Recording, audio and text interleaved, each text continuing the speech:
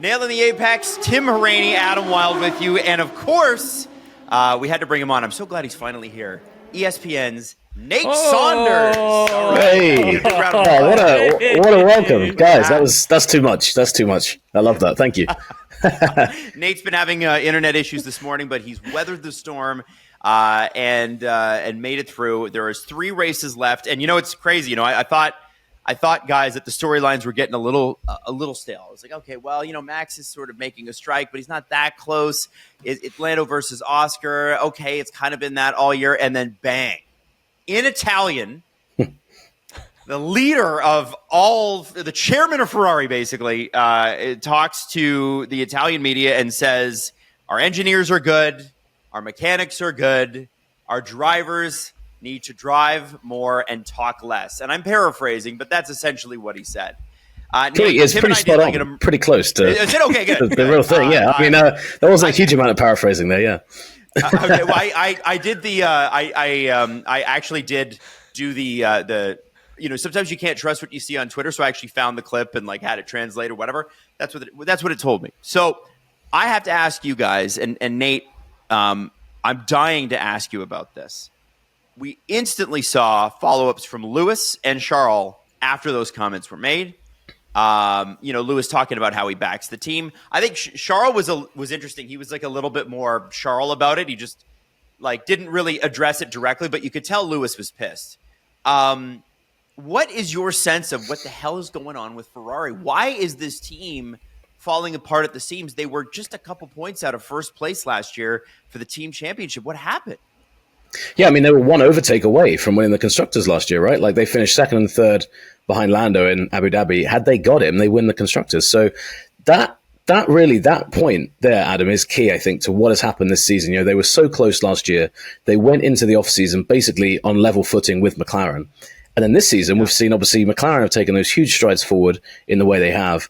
And Ferrari, I mean, unless I'm missing something, at this point, this season, they've pretty much been the third or fourth quickest team at most places. There's been a few where Charles has dragged it into pole. Obviously, Lewis got the win in China, but they haven't really been able to put anything together. And I think that the hype of Lewis coming, the expectations of last year and Charles and Lewis together, you got Fred there, you finally had this dream team put together. I think all of us expected at the very least we'd get wins. And it hasn't gone like that. And I think that, we'll probably unpack this a little bit now. It's clear Lewis hasn't fit into Ferrari in the way that either side wanted that to happen, right? I think he's gone in there and he's obviously, there's been obvious frustrations. He's also not been performing in the way that I think most of us thought he would. But it's not like he has a world championship winning car under him either. It's not like he's doing a Yuki Tsunoda or a Sergio Perez and his teammates winning races and he's in 19th. He's just kind of underperforming in a car that really isn't competitive anyway. And the craziest part of it is with John Elkann is everything he said, I disagreed with in terms of, I was like, he said the car's made clear progress. That was one of his quotes. And I was like, has it? I don't know where that is. I don't know what you're balancing that on, because race to race, week to week, it has gone up and down. And it looks like they're taking a step forward, then a step back, and then 2 steps forward and 2 steps back all season long. And, the whole thing about the mechanics and their pit stops, I mean, crazy thing to say. I wrote a thing on ESPN about that's a bit like bragging about having a new plasma TV when you don't have a roof on your house. We've got a great pit stop crew, which is great and important in Formula One. But if you're not winning races, you shouldn't be bragging about it. And just, to answer your question directly, why it's falling apart, I think John Elkann has given a good example of why there's such a disconnect from the corporate side of Ferrari and the wider company and the Formula One team. He was also referencing the WEC team, winning the World Endurance Championship. Great achievement, but they're so different. I mean, that's apples and oranges, in terms of, in comparisons, in terms of rules. The WEC rules have kind of been written to favor the likes of Ferrari coming in so they could win straight out of the gate. Ferrari's done a great job there, but comparing the two together was kind of insane. And I think the things that John Elkann was criticizing the drivers about, Charles has obviously been frustrated because he's been waiting for 7 years for a world championship winning car. He just keeps not getting one. Lewis is frustrated because I think he went in this year and he was writing notes to the team about, here's where we improve things, here's where we get better. And it sounds like a lot of that advice has just been ignored. And it's like, if you're ignoring the greatest driver statistically of all time and his advice, it says a lot about the team, doesn't it? It says a lot about what's wrong there. So I think it's falling apart because it's so culturally Ferrari and it just has never really adapted. That's a very long-winded way of looking at it, but all of it really stems from last year to me, and the fact that they got so, it was almost a bad thing for them given this season that they came so close to the constructors last year in a weird way. Like, you never want to not be in the hunt for the constructors, but had they just finished a distant second last year, I think expectations might have been lower. Lewis coming in was always going to be big, but it does feel like it's just falling apart. And the fascinating thing is we're going into 26, and I don't think, for the first time ever with a reg change, I don't think Ferrari and Ferrari fans are full of confidence. Usually going into this era, everyone's like, right, Ferrari, this is where they come good. And it speaks a lot to where they are at the moment, doesn't it? Well, I think certainly. Just want to jump on one thing and see if Nate feels the same way. But it feels like back in the Maurizio Arrivabene days, that quote, because it just stands out with, you're either going to do this or this is going to happen, where it's kind of like ruling by fear sort of way, where Ferrari used to do a lot of.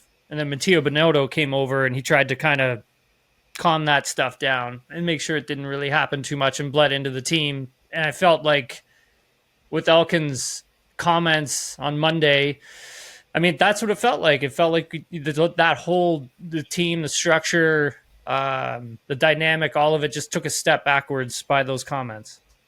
Yeah, 100%.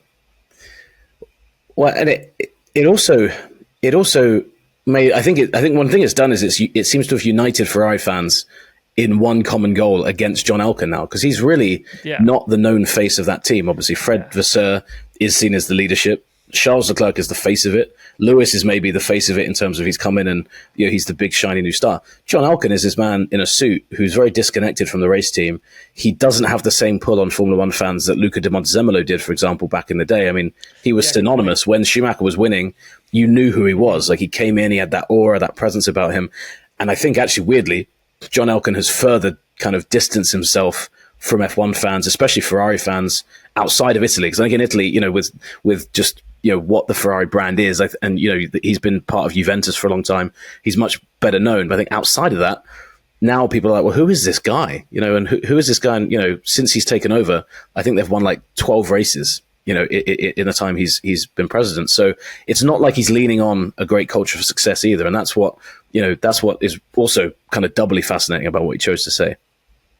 Nate, you said something about how this played out in a very Ferrari way. And, we reference it all the time on the show when we talk about the politics behind the scenes at Ferrari. And I think that goes, that's part of the DNA. That goes all the way back to Enzo. But 100%. Can you explain to people that don't understand, and that I think is most people, myself included, right? Because you and Tim are connected to the sport. I'm a fan at home, watching on my couch, scratching my head in the morning. I'm sitting there and I'm going, okay, what are the particulars of the complicated politics at Ferrari? What does it look like if I were going to work and my workplace mirrored what Ferrari was? What would it feel like? What would it look like? Well, Ferrari, the founding of Ferrari and what Enzo Ferrari kind of set it up to be, I won't go super into the details of it, but he came out of Alfa Romeo. He used to have a very close relationship with them. His early days in Formula One was basically about destroying Alfa Romeo and being like, I'm the prominent Italian guy. And Ferrari to him and to people that worked for him became synonymous with the benchmark of success. It was, this is the way you build an engine. This is the way you build a car. I mean, it was always about the engine over the car. Famous quote about aerodynamics of people that don't know how to build engines. It was all about if a Ferrari engine is in a car, it's going to be quicker. And the culture at Ferrari has always been our way is the best way. And what's fascinating, and when I was writing my book on Ferrari, it was amazing to look back on it because there's been long spells of Ferrari's history where they haven't won. And when they've been beaten, everyone talks about the Schumacher years, but either side of that now, there have been long stretches of periods, decades and a bit, talking about now and the bit before Schumacher, where really they were being beaten by a lot of other teams, and they were stuck in the mud of, we're Ferrari, we do things the right way, and ultimately we're racers, we're the team here that should be what everyone else is following. So you see it with Ferrari. When people work at Ferrari, when they get a job, whether it's at 21, 28, 35, once they join Ferrari, unlike any other team in Formula One, they never leave. There's about 90% of staff at the moment at Ferrari who have just been there for a decade, 2 decades, whatever. Enzo Ferrari had the same PA for his whole life, and she's still I think she only just stopped being paid by Ferrari like 5 years ago, her family, even though she stopped working there. So there's this loyalty, there's this kind of, we joke about it with the mafia in movies, but this like omerta about, the mafia. People joke about that in Italy about Ferrari. There is this way of talking about the team that is, if it's anything other than this is perfect and this is the place I want to be, then you're insulting it. Alan Prost got sacked in '91 for calling his car a truck. He got sacked on the spot. They said, and his car was a truck that year. It was terrible. And they just said, you're out. So if you went to work for them, Adam, it would very much be a case of, this is now your life. If we cut you, there's Ferrari underneath you.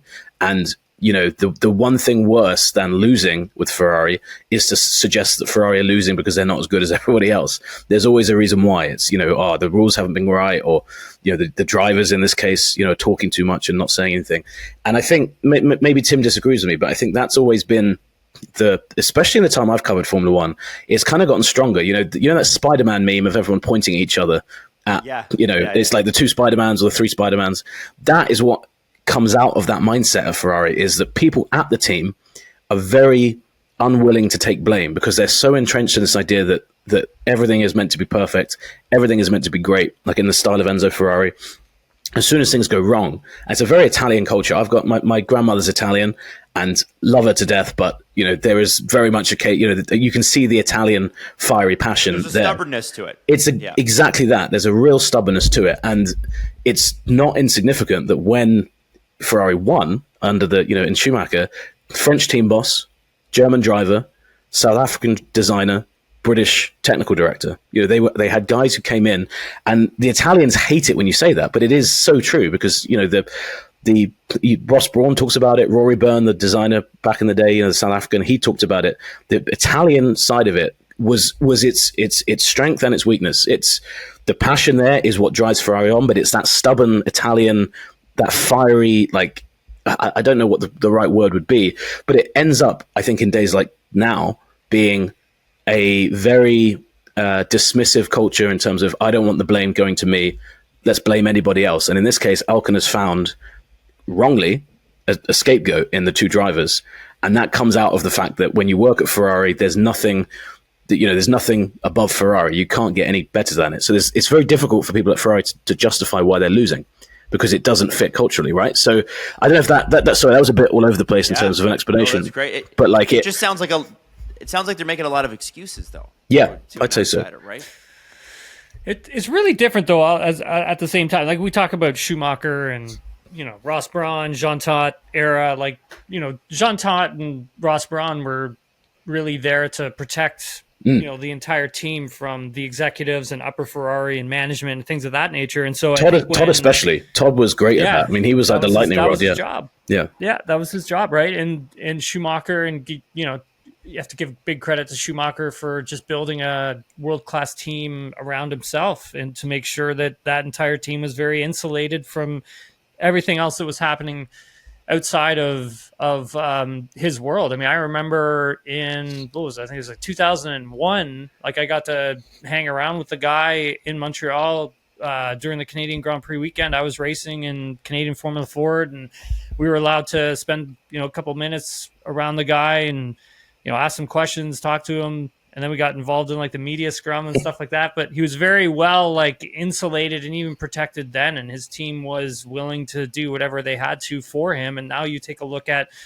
the team as it is now. And I think Mattia Binotto tried to do something similar before he got sacked. And then you bring in Fred Vasseur, and Fred Vasseur is trying to do something similar to what Mattia Binotto had done, which is try to build a team and insulate the team from Ferrari management and make sure that the team is united and does come together. And I think like those statements from Alcon when he talks about unity and things of that nature, I think that is what Fred Vasseur is trying to do. I think he's been trying to do it now for a couple years. I agree. It's just like one of those big wheels that you're trying to turn, or a big ship that you're trying to turn. It takes a long time. I look how, like Nate, I mean, you could probably speak to this better than I could, but I mean, look how long it's, because you wrote that book right here behind me. Thank you for the plug. I mean, look how long it took like Jean Todt and Ross Brawn to build a race-winning team at Ferrari. 100%. And Tim, that is spot on. So the foreword for that book was Luca di Montezemolo. It was one of the great things about doing it. And when I spoke to him about building the dream team, it actually took 4 years before he was even ready to sign Schumacher. He said, there's no point us bringing Schumacher here until the team is unified, until the team has the talent, until it has everything. And you're right. When Schumacher came in, didn't win in 96, they're off the pace. Maybe should have won in 97. Definitely should have won in 98. Yes. Then broke his leg in 99, probably would have won that championship. Then finally got it done in 2000. So even with Schumacher, it took time. And, going into 2000, the pressure was basically, if we don't win this year, we're cleaning house and starting again, because I can't keep defending this this experiment from the Italian press. And I think the Italian press is also mixed in with this, isn't it? It's constant pressure. There's constant desire from the Italian media for the team to do better, to beat everybody else. But yeah, you're right. It does take time. And the weird thing from the John Elkann perspective as well, Tim, and actually mentioning Fred Vasseur and what he's doing is important. He's kind of recently signed him to a new deal in July. And then I think it was in Singapore, wasn't it, when John Elkann released a statement saying, I have full confidence in him. Yeah, exactly that. So he's done two big things with Vasseur where he said, this is my guy. And then, a month or two later, he kind of comes in and kind of, I suppose, undermines all of that a little bit by saying, well, there's no unity at this team. And ultimately, attitude always reflects the leadership of a team. So even if he didn't mean to be insulting Fred Vasseur, it kind of undermines him as well, because you've got this guy coming in and saying, this team's not united. It needs to be united.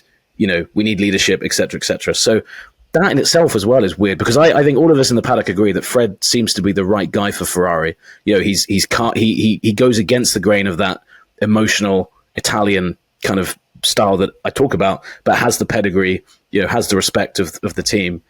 So yeah, I think it just seems like they've shot themselves in the foot. And the thing is, this year we could look back at this year next year and say, well, look how bad they were last year and look how good they are this year.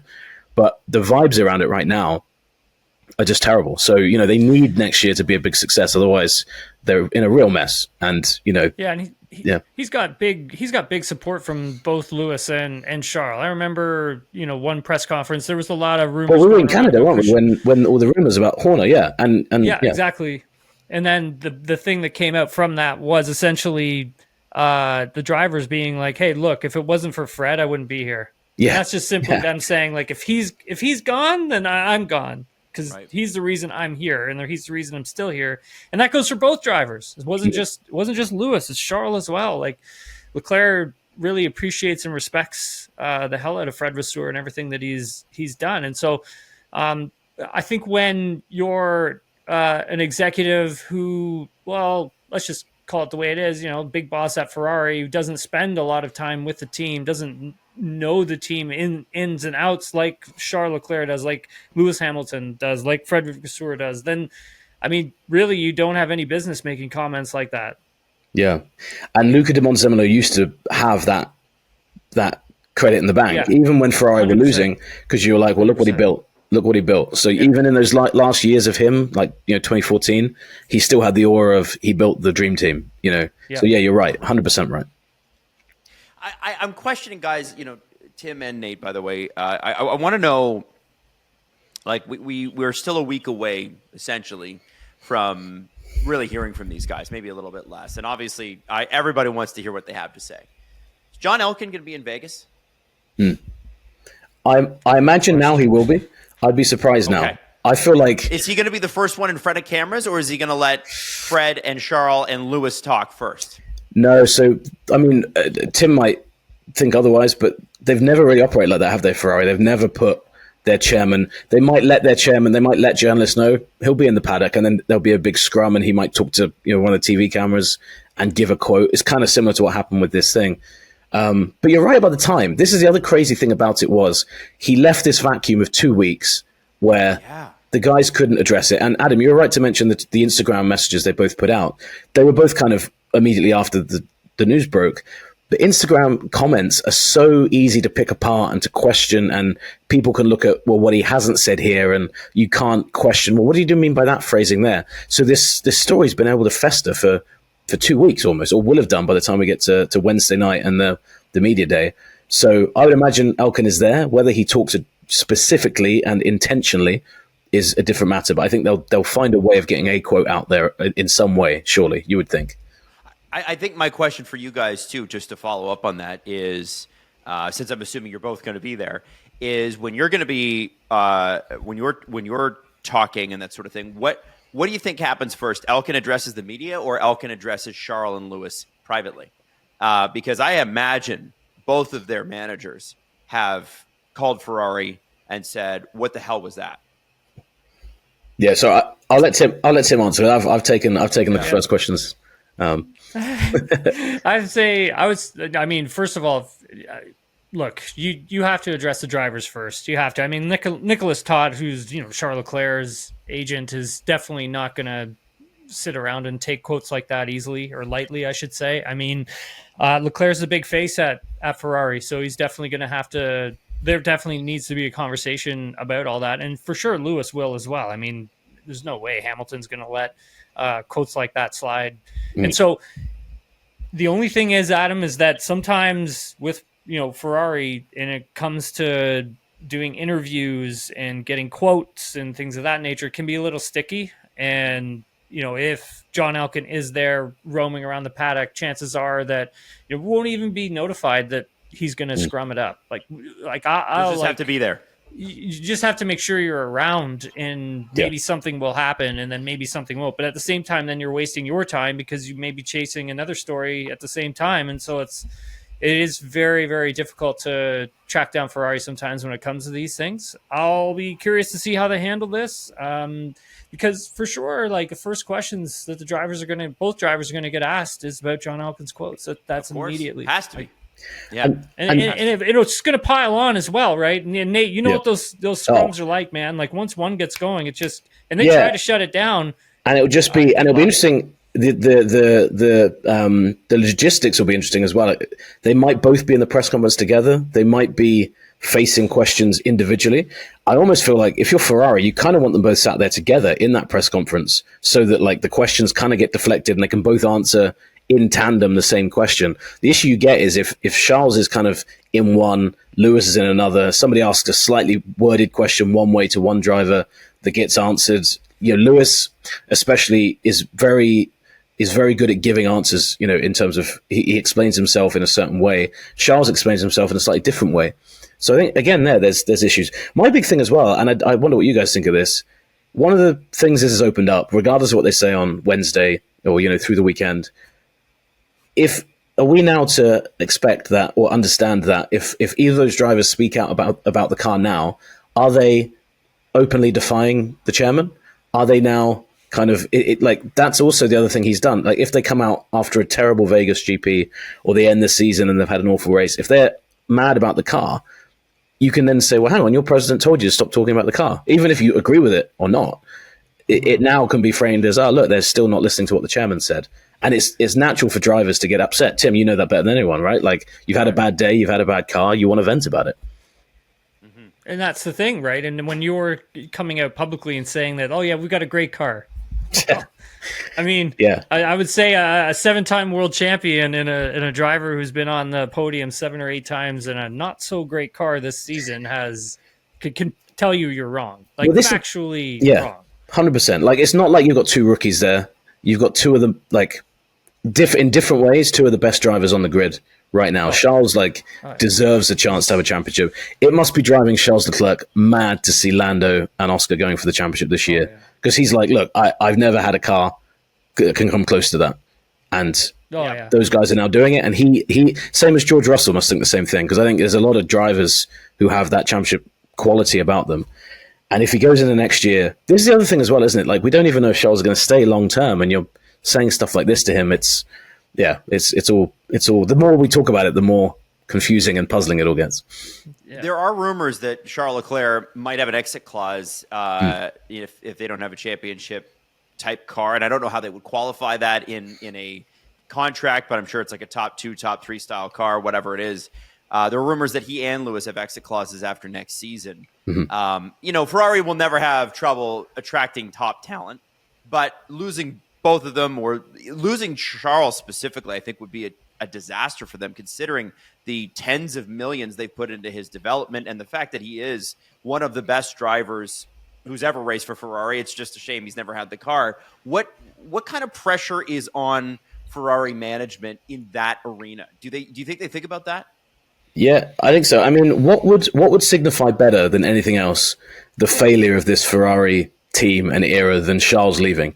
You've got, Mr. Ferrari, like, puppy dog enthusiasm for the team, does speak out about them sometimes, but the thing with Leclerc is always he'll kind of slag the team off a bit in the race, and then when he's facing the cameras, he always rolls it back and he becomes Mr. Ferrari again. He's always said, I want to be champion with Ferrari. He's died in the war Ferrari. So if he left and said, I'm sorry, I don't believe in this project anymore, there's no bigger signification of this has failed. We have done something wrong. Lewis coming in and leaving, like, that's slightly different to me because he's come in, he's maybe past his best. Ferrari could make that argument. He's come in at a weird time. But for Charles to me has always seemed like that Ferrari lifer I told you about. Like, I'm here from the beginning, I'm going to stay forever. Making it so that he says, I'm going to wear something other than red next year. To me, that would just be such a crazy story. So I think the pressure from Ferrari, look, if Lewis goes, they've got Ollie Behrman, and Leclerc goes, they've got Ollie Behrman. They know that the pipeline's okay, but I think symbolically, Leclerc leaving would be way worse than Lewis leaving early or without a championship, because just what it represents and what Charles Leclerc represents to Ferrari. To me, he's actually bigger than Lewis in terms of that ecosystem. What he means to the team. So I think there's a lot of pressure on that, and that's got to be what is front of mind for people like Alcon and Vasseur and stuff like that. Now, I got to ask you guys, how stressed out do you think Ferrari's PR is right now? Yeah, well, I've got to say, I felt bad for them. I was in the lounge in Sao Paulo before we left, and all of the Ferrari guys were in the same. They had a different flight, but apparently the quotes dropped when they were mid-flight. So the PR, the head of comms there, basically just got on the Wi-Fi and had all these messages flying in from people back in the States, back in Europe, saying, "Have you seen?" And she hadn't seen the quotes, so journalists had to tell her what the quotes were, and then she had to kind of respond to them on the fly with Fred Vasseur on the flight. So you can imagine there were some pretty interesting conversations had around that as well. But yeah, I think you're right. I mean, it's not, it's just not what you want to be dealing with after a double DNF after the season you've had. So no, do you think the relationship between guys, and I will move off Ferrari in a second here, but there's just so much to this. Do you think the relationship between Charles and Lewis is maybe perhaps strengthened by this? I don't know how close they may or may not be. I would imagine that they're probably pretty competitive with each other. But sometimes when somebody comes at both of you, the enemy of my enemy is my friend, will it galvanize them together? I know they get different views on the car and where they want it to go. What do you think? Yeah, good question. It is interesting because I don't know what your reading on it's been, Tim, but I've got the impression that they haven't been super close since the start of the season. They obviously had all those great days when they were playing chess with each other online, and it was all very pally-pally. There's been a few moments, hasn't there, in the season where, like the team orders thing in Azerbaijan, Lewis not letting Charles back.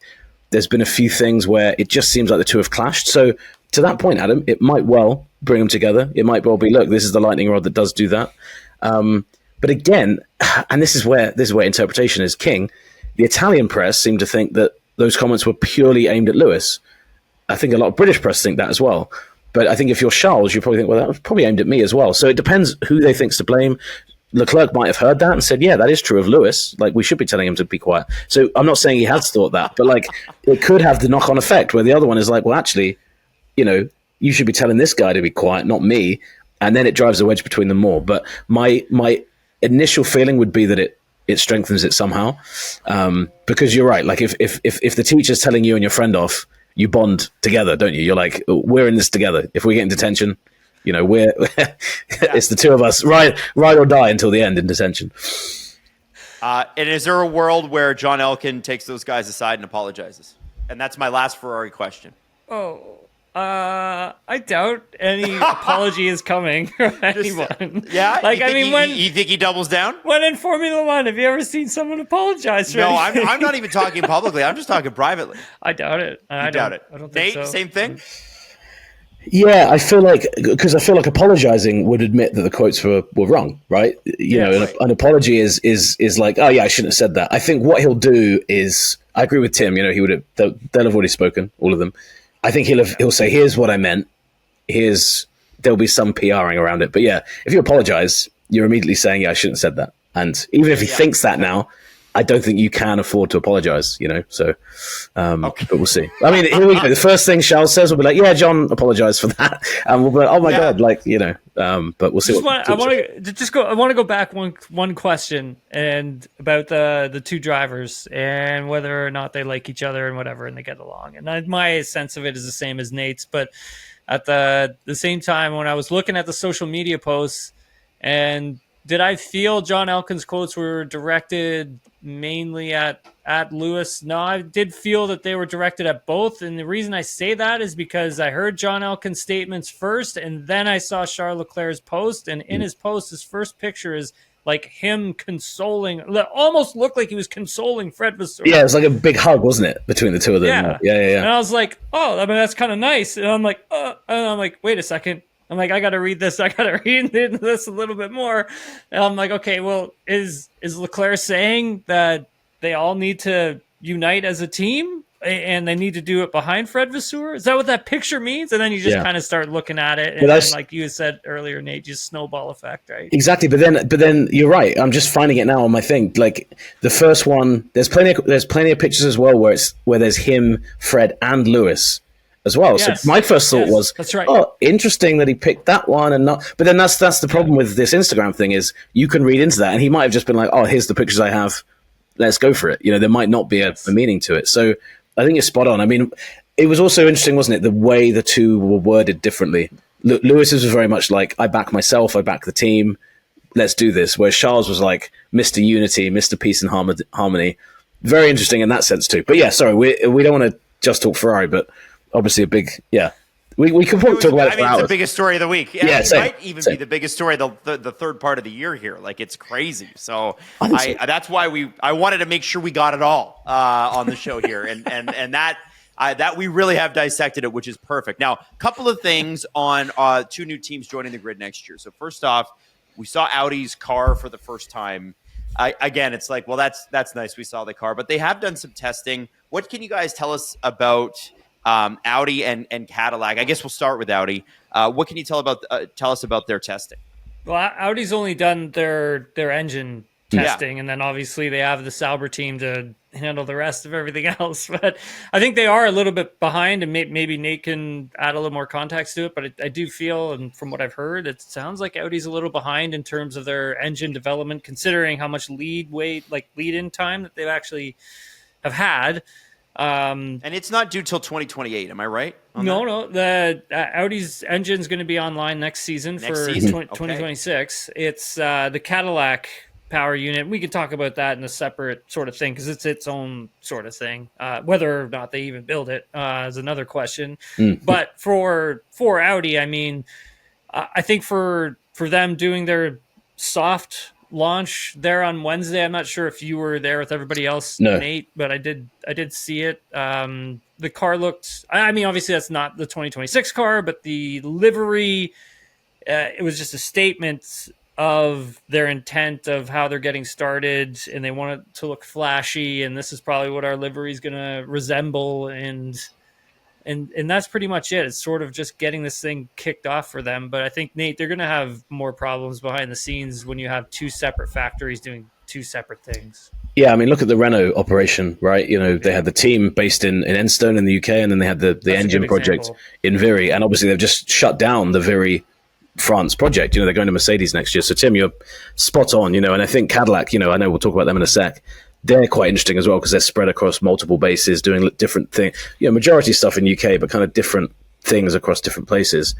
The thing with Audi that's very fascinating, and I think we won't know the answer of it until testing, is they've kind of quietly been getting on with things behind the scenes. They've kind of let the Sauber project slowly morph into Audi. They brought Binotto in. Obviously, they had Seidel came in a long time ago. Binotto's now come in. Jonathan Wheatley's come in, and it's funny when we write these stories or we talk about them, we're like, Jonathan Wheatley's just signed for Sauber, but it is really Audi that, he's joining the Audi people have hired him. It's not like Sauber have said, right, you're going to lead us for the last 6 months of our thing and then you're going to get out of here. So there's this weird transitional period, and where they're different from Cadillac is they're obviously coming with a new engine, but they're building a team that already had existing infrastructure there.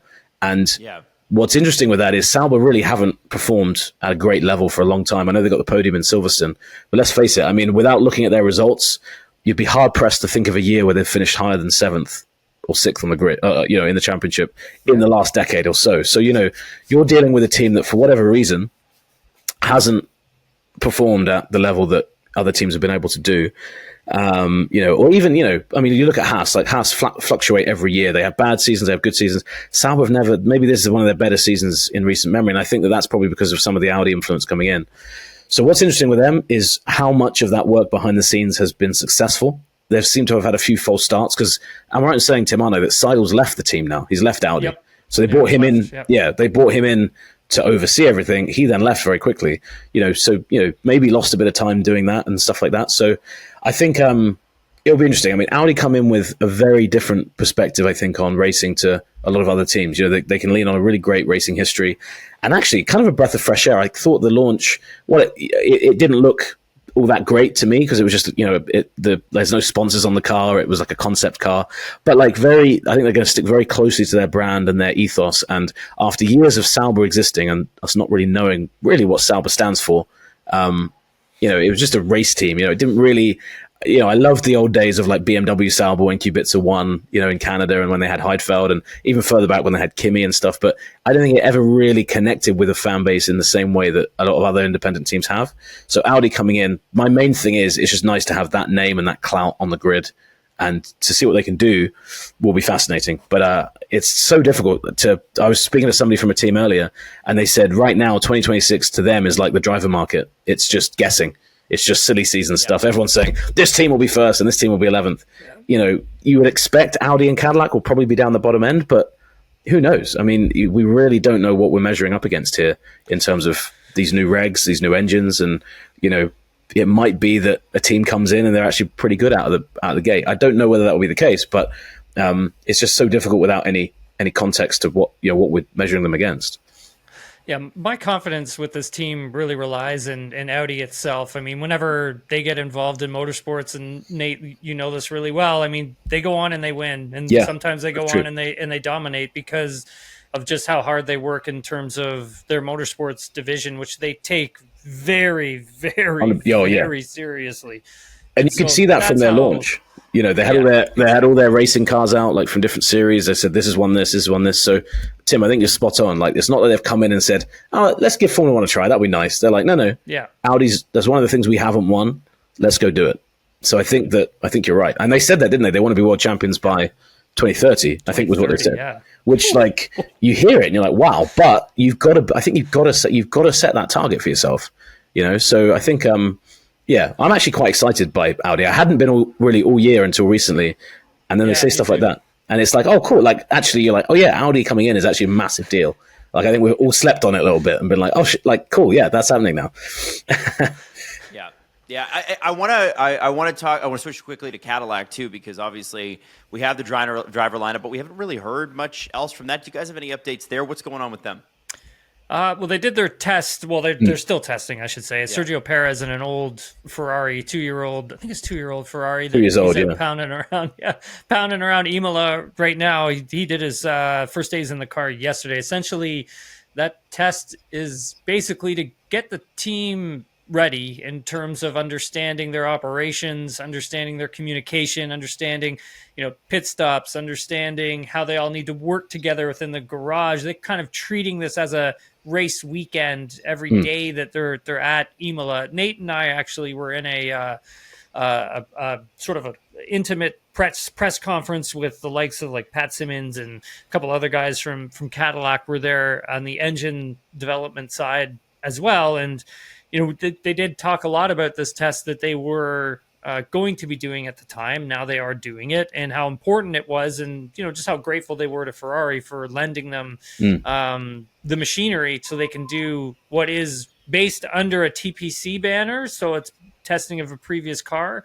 But essentially a big part of this, Adam, this test that they've done this week is just getting their systems in check and getting a flow for information and also for work. Yeah. And it's interesting, isn't it? Because this is where... Oh, sorry, Adam, go on. No, please, Nate. Go ahead.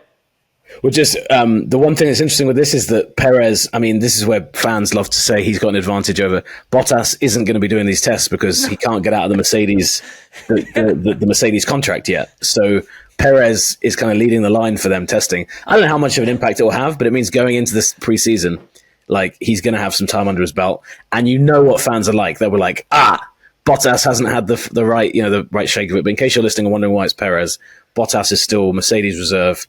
And Mercedes were like, we gave you enough rope, like letting you talk to them in the first place. Definitely not letting you go and test another car while you're still a Mercedes driver. So that's why that's up. Sorry, Adam, I didn't mean to cut you off.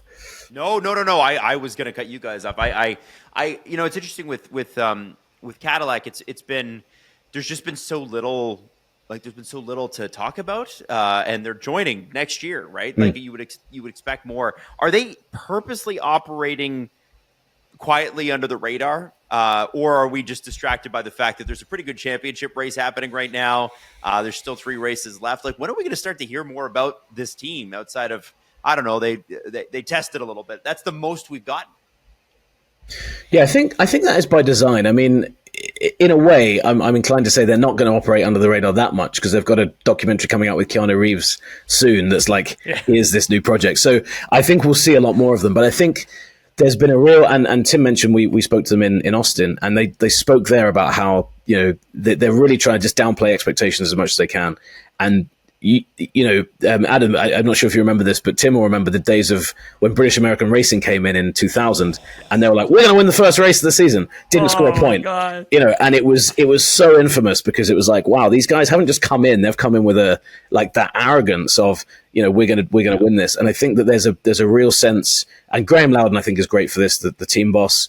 They've also got Pat Simmons there, who I think he said to us, didn't he, Tim? He designed like 40 cars in Formula One, something insane. So these guys know just how difficult Formula One is, and that's important because I think one of the things that we've seen in the past is when people come in and they think, oh well, we're fine, like we've put talent together, we're okay, we're going to be great. And I think Loudon especially as former Manor boss, one of the backmarking teams 10 years ago, I think he's been like, look, let's not make this too big, let's not be really, really brash. I think the Keanu Reeves thing will be nice in showing how it all came together. And that will shine a bit of light on the team. And I think they've also been wary of the fact that until very recently, there's not really been a story to tell, has there? There's been bits coming together. Now, as Tim said, they're like, right, we have a driver who's ours. We have a TPC test with an engine partner that is ours. We've got something tangible to now talk about and to promote. I actually think in Vegas, they'll be, I'm sure they'll be kind of front and center in that because obviously last US race before they line up. But yeah, I'm glad they haven't come in all guns blazing, like, because they could have really, this egg on face kind of potential ground, isn't it? We know BIR pretty well here in Canada because our best driver raced for them. Of course, stupid of me. Of course he did. That's kind of killed his career, didn't it? Like, yeah, Jacques Villeneuve really shut his career. Like, look, I'm looking at their first season, 99 here in the Super Tech era. Yeah. Super Tech. And he retired every single race until race 12, where he finished 15th. Did he score? They didn't score a point that year, did they? I'm right in saying not a single one. And they actually had a young Mika Salo jump in for Ricardo Zonta. Zonta, man.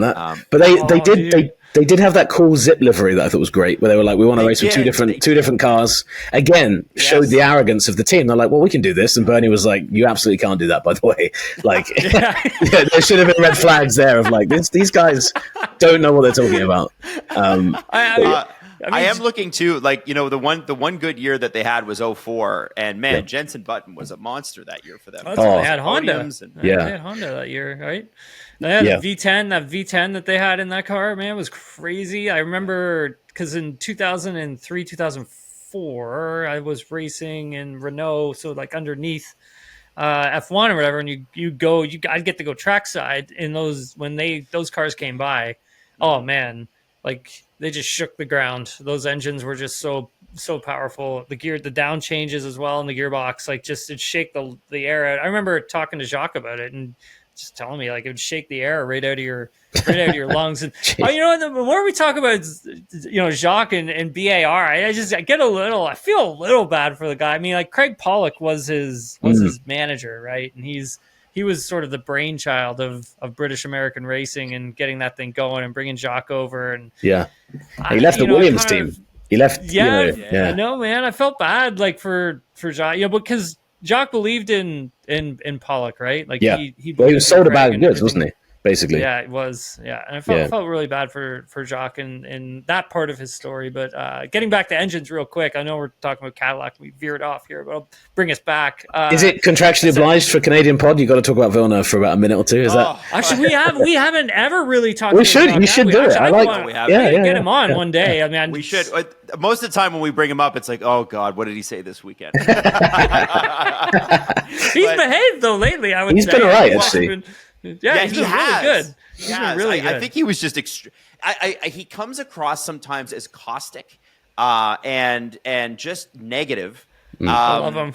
But I love Jacques. But when he's right, he's dead on. Like dead on right. And I think that's the thing, is that now he's figuring out the broadcast stuff. So we can get back to Cadillac here, but I do have a couple other questions before we have to let Nate go. So, no, okay, carry on to the other. I was just going to say, like, I'm curious to see what Cadillac does with their engine program, right? Yeah. I mean, we don't know what's going to happen with these engine regulations that we're going into, so yeah, and that's whether or not, Nate, they build something, I don't know. Yeah, and that's kind of that just to finish that point off. Like, that is what's crazy, isn't it? Is we got Penn is still saying, well, maybe we'll change this, and I think Cadillac are actually being very polite about it. They're saying, no, it doesn't matter to us if they change, in 2030. And I'm like, of course it does. Like, surely, like, if you're spending money on one engine formula and then you have to change it, especially if Cadillac come in and their engine isn't great out of the gate, and then suddenly it's like, not only do you have to scrap that project, you have to build a new one from scratch. Like,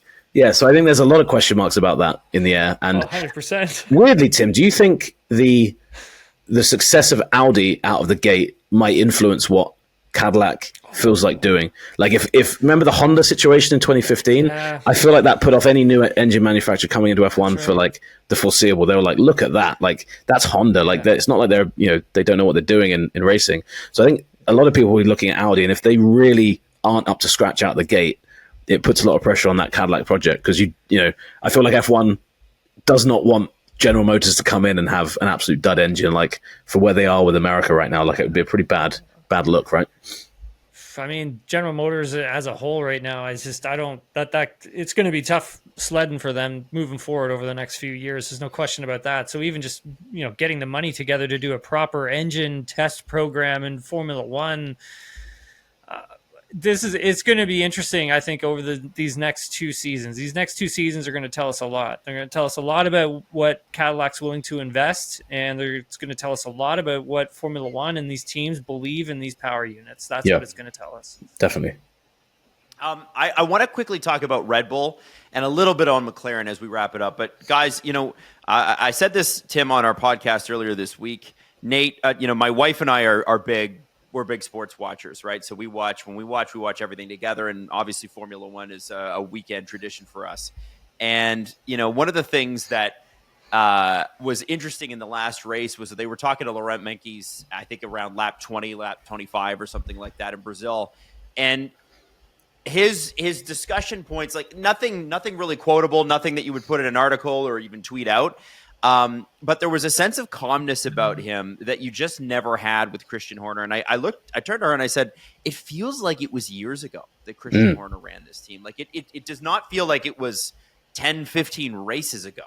Can you talk a little bit about the changes at the team? And I'm talking specifically too, there's no trashing of drivers. Like I know Yuki Tsunoda struggled, but I haven't even heard Helmut Marko come out and say anything bad about him. Has there been a change in team philosophy there? I think so. I think, Horner was just such a character in the mold of the Netflix era, right? In the Drive to Survive kind of thing. And I think Horner thrives. I think we'll see him back in Formula One in one way or another soon.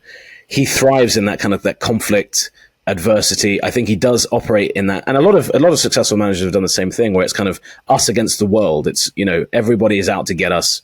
We're going to act like that, and obviously there was the rift internally as well.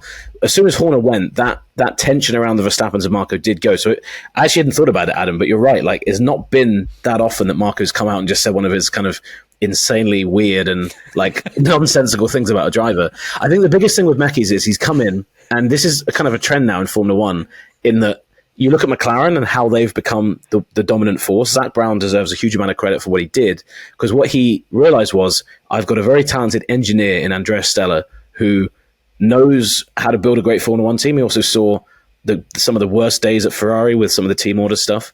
Promote him. And Andrea Stella, I know people that have been interviewed by Andrea Stella for jobs, and they say they're so impressed with him. It's just so logical, so you comes at it with that calmness. And I think Lauren Mekies is in the same mold as that. He's not really one for, like, I can't imagine him being, you got a problem, change your effing car to Toto Wolff. You can't imagine him doing that in the same way, right? But you can imagine Horner doing that, Horner and Wolff having that argument. Mekies is a lot more reserved, a lot more, I think there's just a much more logical approach. And what Max has said is they've taken a common sense approach a lot more. And I think Mekies has allowed the teams, the race team, the engineering team, the guys that are setting up the car, he said, look, whatever you guys think is right here, let's do it. But here's the way we're going to work with the team a bit better. And obviously the big rap on Horner at the end was he was maybe overreaching his power a little bit. He was trying to grab a bit. And I think from what I've heard from people at the team, that the kind of the negative thing that had on the team was Christian Horner did not have that technical background. For as good as he was as a team manager and a leader of that team for so long, one of the things he did so well for a long time was delegate to people that knew better than him. And I think in the end, he was kind of interjecting a bit too much in areas where maybe his expertise wasn't actually that great. I think Mekies realizes, here's my expertise here, and if we have a decent car that can be driven this way, then we're going to be better. And the thing with Tsunoda as well is, I think Mekies actually likes Tsunoda. I'm not sure if the same was true of Horner, but obviously he knows what Tsunoda could do at the junior team. Yeah. And also with Lawson and with Hadjar, Mekies has seen all three of them. And I actually think I really like the way they've dealt with the driver dilemma this year, because they don't need to make the decision anytime soon. They're picking three drivers that they are contracted to, and they have Lindblad, who is a junior driver there. So it's not like they have to pick at any point. Then no one's waiting on their decision.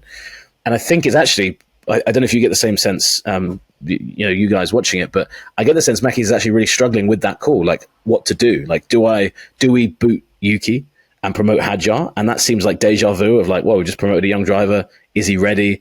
Are we going to churn him up too quickly? And then do the same with Lindblad, So I think there has been a big change in that sense. And I think Mekies is just, when you talk to him as well, he's just very calm. He's almost shy and reserved, which to your point, Adam, from the days of the Horner era, it's night and day's difference for sure.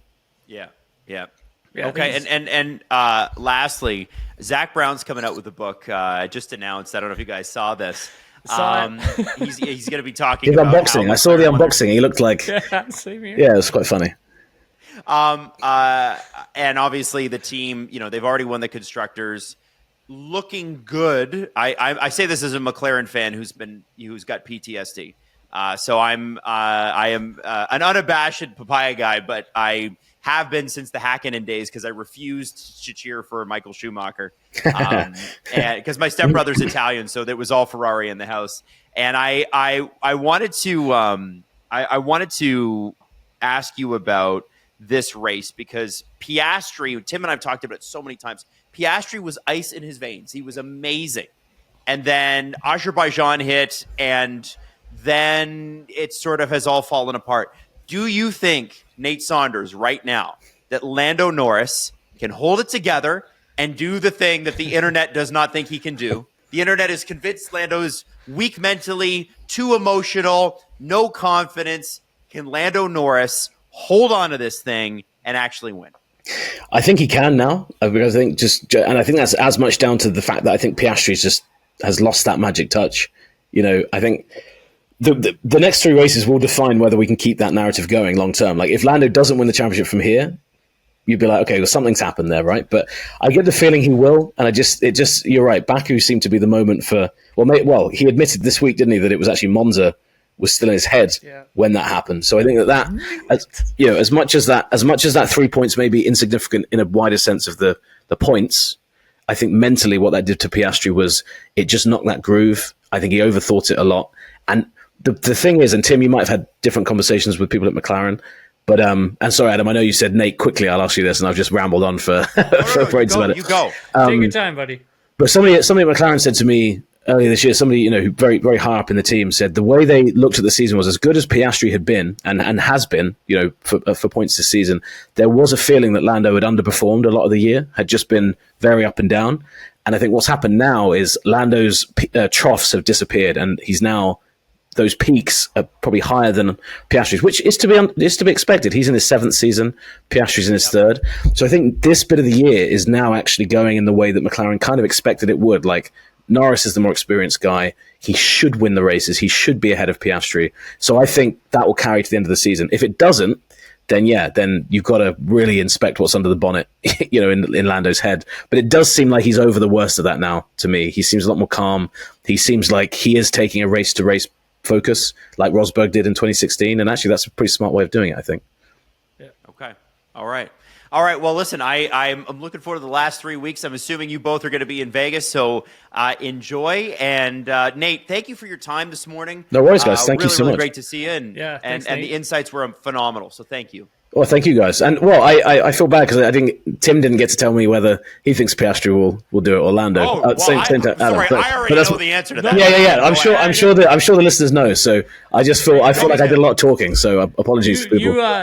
You basically said everything that I had said. Right. Okay. Well, I'll ask you over a beer in Vegas as well. We'll dissect it then. Well, we're supposed to watch the Ashes, aren't we? We are indeed. Yeah. So this is a great thing for people listening to this show. I've managed to turn Tim into a massive fan of cricket, and he's got me into a massive fan of the Blue Jays. I was up every morning here until 5 a.m. watching the World Series a couple of weeks ago. Wow. Obviously gutted with the outcome, but so I was watching it all. So yeah, we absolutely will be doing that. And so you'll be bored to tears with Tim talking about cricket stuff that no one understands, bar a handful of people in the world. But I'm really proud of him, so it's gonna be good. Outstanding. Oh yeah, Nate took me through history of cricket and everything. Yeah. Oh dude, it was incredible, and learning so much about it. It's such a actually really cool sport, man. It's actually really cool. It reminds me a little bit of baseball. Actually. Yeah, there's a lot of crossover. And teaching Tim, I was like, this is the joy teachers must have when they teach history or maths, and they see their students getting it. They're like, oh look, I'm having an impact on this young man here. Look at this young pupil. Right yeah, here. I was like such a big impact on his life. Yeah, tearing up a bit. I was like, this is beautiful. I look forward to seeing you, buddy. This you too, man. Been fun. Thanks again, Nate, for doing this. Appreciate it. Thanks, Adam. Appreciate your time, man.